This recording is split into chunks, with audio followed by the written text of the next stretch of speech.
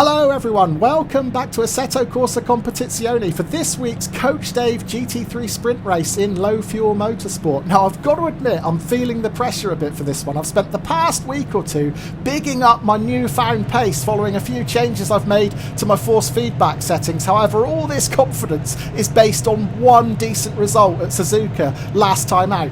Was it just a fluke? Did I get lucky? Well, today we're going to find out because the time for talk is over. It's put up or shut up.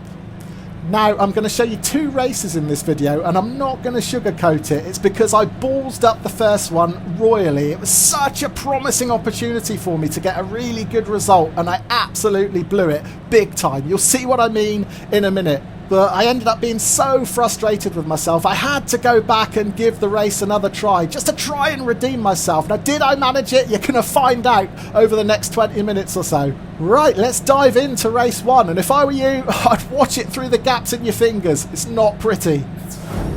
So qualifying went really well for this one. We'll be starting from the fifth row of the grid, P10, with a time of 1:56.4. Now that's just 1 second slower than the pole position man Harvey Specter and just 0.4 of a second off Nico Gockel in third. Now, if we can make a good start here, we could have the pace to challenge for a podium, but it's not going to be easy. There's no fewer than 7 drivers behind me on the grid, all within a few tenths. However, if we're going to get anything at all out of this race, it is absolutely essential that we stay safe on lap 1. Long-time ACC viewers on my channel will remember this combo from last season. The first lap was an absolute disaster zone, so I've got to do everything within my power here to avoid any carnage that occurs on this opening lap, and that will include taking as wide a line as I possibly can into turn 1. I'm on the outside, I can't do anything about that, so I'm hanging it out wide here just in case there's any mischief on the inside. But it looks like we've all got through cleanly. But look at Mirko Finazzi in the black Honda to the right of me. He was sliding. We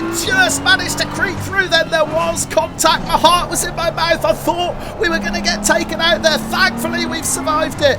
And you know what? We've gained a few positions there as well. There was another separate incident ahead of us in that turn 2. We lost Willie in the BMW and Garcia in the McLaren. So we're up into 8th position now on a fantastic start. We'll go back and check out a replay to see what happened in those first couple of corners shortly. But for now, we've lost Willie. He was 4th on the grid. Garcia 7th. That's 2 big names out of this race. Meanwhile, we're in hot pursuit of Sergio Rivera in 7th position, but we completely miss our braking point. We're way out into the gravel at the hairpin. What a disastrous mistake to make.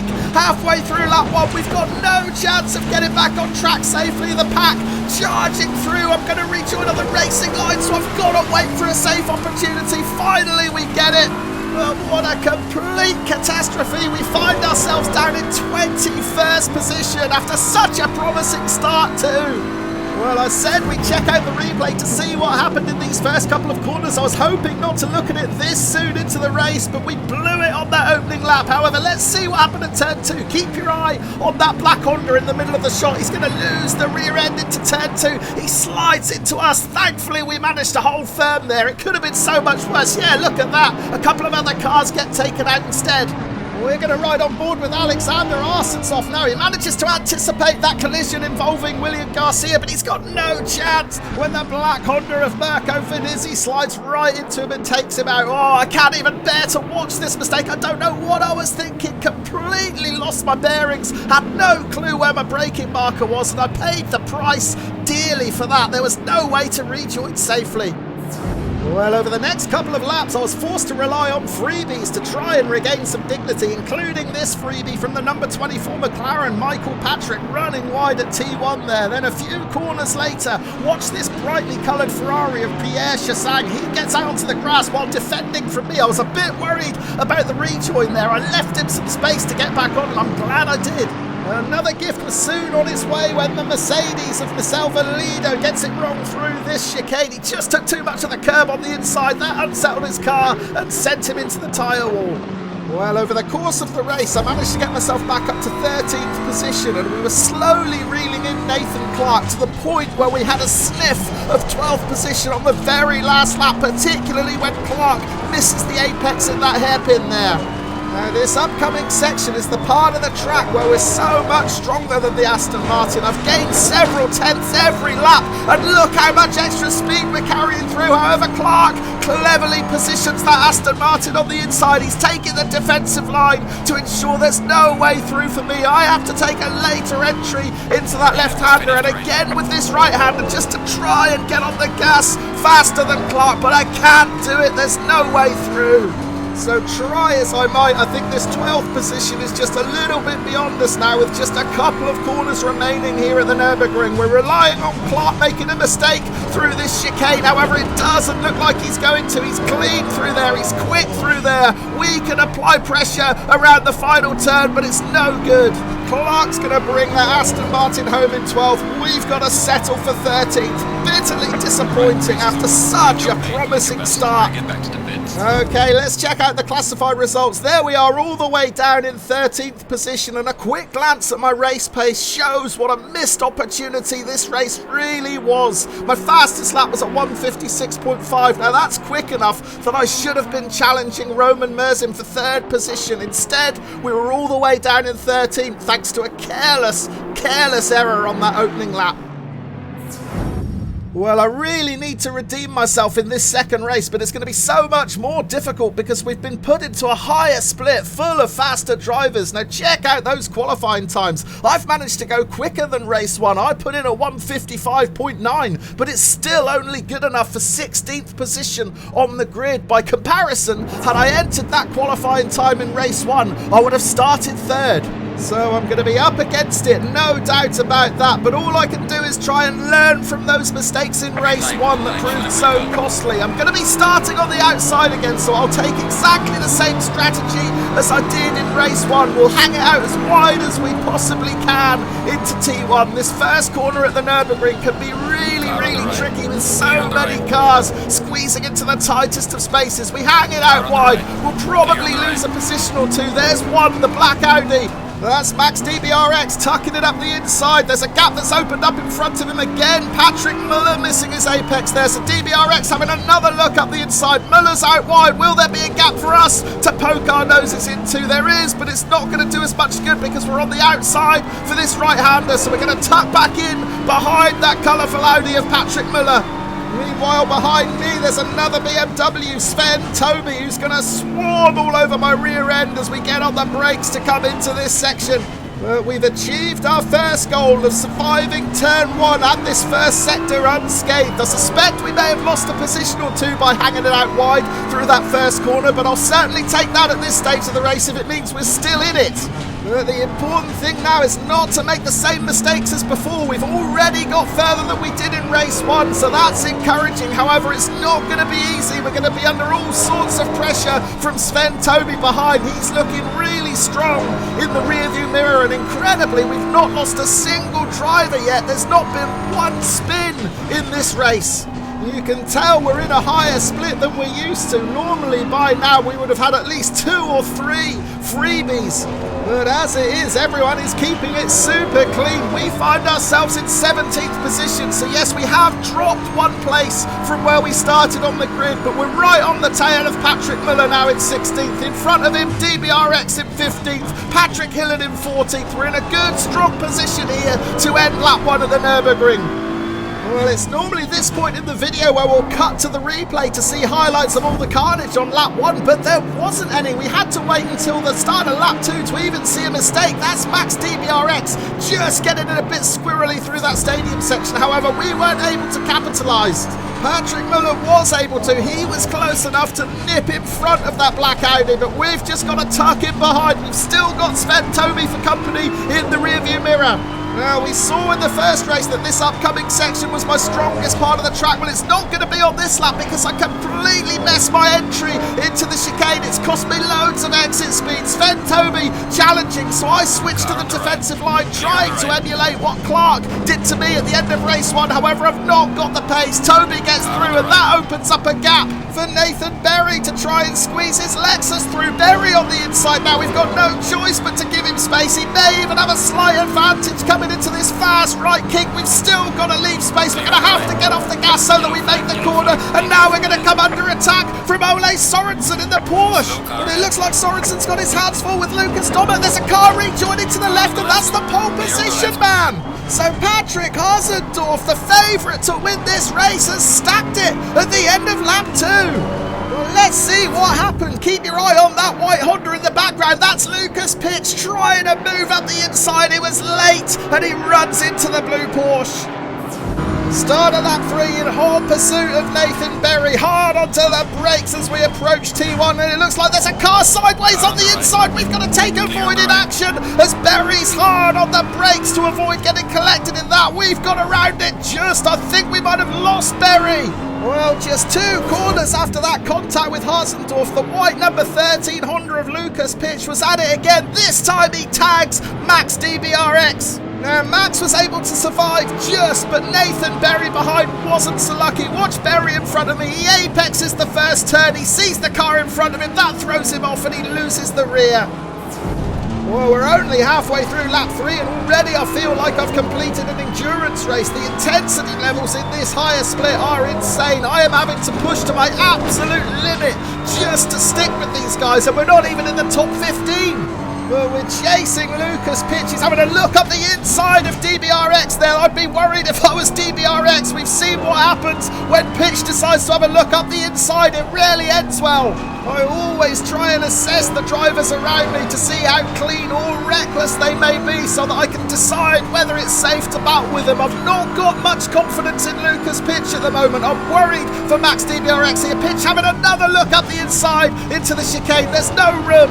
We've lost another driver to the left. That's Patrick Hill, and we're up to 16th. Pitch looking up the inside. Oh, he's tagged DBRX again. I don't believe it. For the 3rd time in 1 lap, he's crashed someone out. Well, before we take a look at that, let's see how Patrick Hillen ended up on the grass. He's just going to get a bit out of shape through that chicane and he can't hold on to the Ferrari. But then, yeah, the final turn, watch Lucas Pitch. He's challenging Max DBRX here. There is a little bit of a gap. He pokes his nose up the inside, and for the 3rd time in 1 lap, he spins someone out.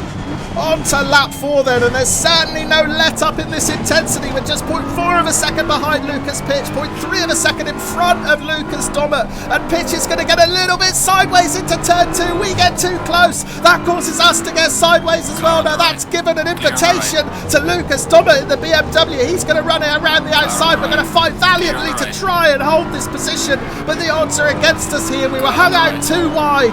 And now we're going to be put under pressure from Patrick Harsendorf. Now this isn't going to be easy. We know how quick he is. He qualified on pole position. I managed to hold my nerve into this left-hander. I switched to the defensive line just to make sure there's no way through for the Porsche man.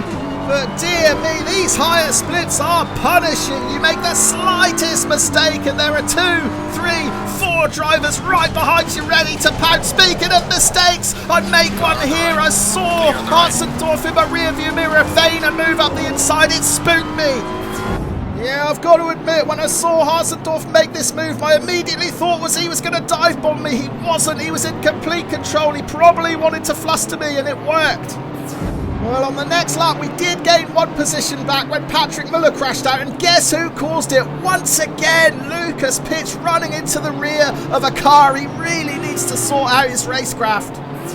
Well, we're going to fast forward to the final third of the race. Things have settled down a bit now. There's a gap of nearly 4 seconds back to DBRX in 17th, and I'm chasing down Lucas Dommer here. Now, he's beginning to look a little bit ragged. We saw him almost lose the rear sliding into that section. Now, that's enabled me to close in the final few tenths that I needed to get right on the tail of that BMW.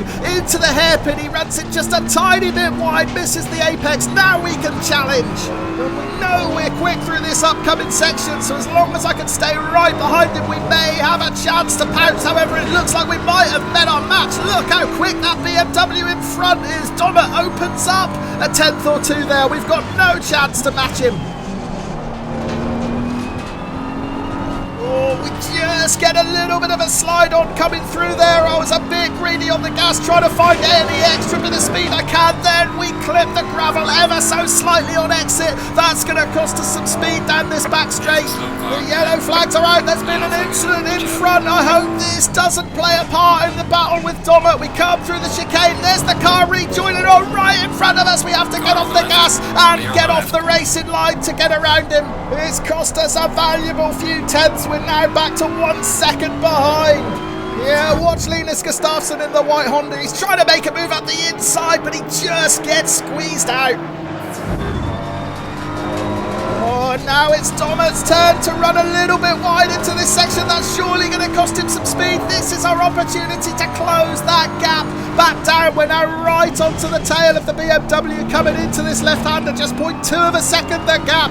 And Gustafsson behind me is equally close. He's just 0.4 of a second back, and we know how quick he is. He qualified 4th on the grid, so he's got the pace to get past both of us. So both me and Dommett are going to have to be at our very best to hold off the Honda man here. But for now, I've got to focus on what's in front of me, and that's the BMW of Dommett. I'm waiting to see a mistake to give me any opportunity to close the gap. That might be it. Dommett out onto the grass. He kicks up some dust. Look in the rearview mirror. We're going to lose Gustafsson too. He slides into the barrier. Yeah, Gustafsson just about managed to save this. He kept it facing in the right direction after kissing the barrier on the inside, but that will give us some valuable breathing room. Start at lap 12 now. We're running out of time to try and find a way past Dommett. I do feel like I've got a bit more pace, but I just can't find a way through. He's wide in turn 2 though. He's going to get a bit out of shape. That rear steps out. We're right on his tail. Oh, but that forces us to make a slight mistake as well. We miss our apex into the left-hander, and now it's advantage Dommett again. Yeah, just seeing that BMW get a bit squirrely in front of me was enough to make me a bit hesitant on the brakes, and I paid the price. And you know what? We've got 2 minutes of this race left. We're not quite close enough to Dommett. I'm really struggling to find a way through. I think 15th position might be as good as it gets here. Oh, but wait a minute. We've lost a driver to the left, and it is the pole position man. Once again, Patrick Harsendorf has spun it. And yeah, it was a combination of a little bit too much speed and a little bit too much curb on the inside. The rear of that Porsche steps out. He's heading straight for the barrier. He manages to save it, but rejoins behind Dommett and me. So that freebie promoted me up to 14th, and I may have a sniff of 13th after all, because we're approaching the end of this penultimate lap, and we are right back on the tail of Dommett's BMW again, just 0.3 of a second as we work our way through the final turn. Look at Dommett, he's still getting sideways on the exit of corners. That gives me a glimmer of hope. He may have one mistake left in him, so we're starting the final lap of this race. Can we do anything about it? Can we get into 13th position? Well, we've seen Dommett struggle with grip a few times through this section now. Is he going to make it through cleanly this time, or can we pounce on a mistake? No, it looks like he's fairly well grounded there. So the gap is still 0.4 of a second, and now this right-hander here is the corner I've been struggling with all race. I just can't get on the gas as early as I'd like without spinning up the rears, and once again, Dommett gets a tenth or two there.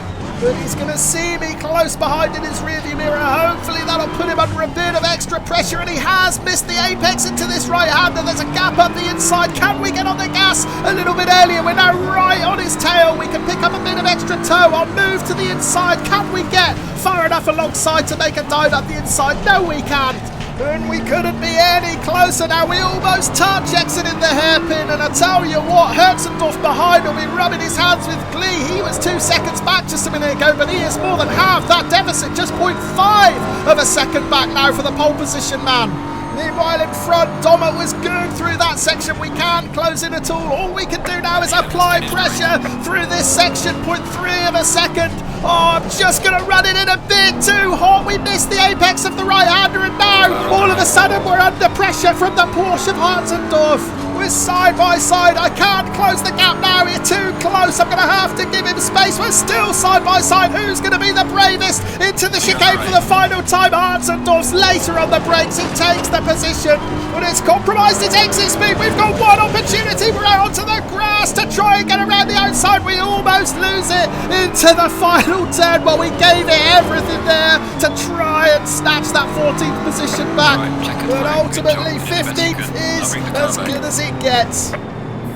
Oh, what an intense finale to this race. Look how close we were through this final section. We couldn't be any closer without touching. At this point, we're side by side on the approach to the chicane. I didn't have the ball. I backed out of that one, but I tried to get the position back. I only had room to go one way, and that was around the outside. It was never really going to pay off. And I said earlier in the race how harshly you can get punished for the slightest mistake, and that's exactly what happened at the end of this race when I missed that apex. Let's check out the classified results then. There we are, down in 15th. And my race pace, very similar to the first race actually, a fastest lap of 1:56.5, so not quite as competitive in this higher split, but still encouraging, still a lot faster than I was doing at this same combo last season. So we end the day with a 13th and a 15th. Not great results, but there were some encouraging sides. That first race in particular was a big opportunity missed. Thank you ever so much for watching, and I'll see you again on the grid very soon. Cheers.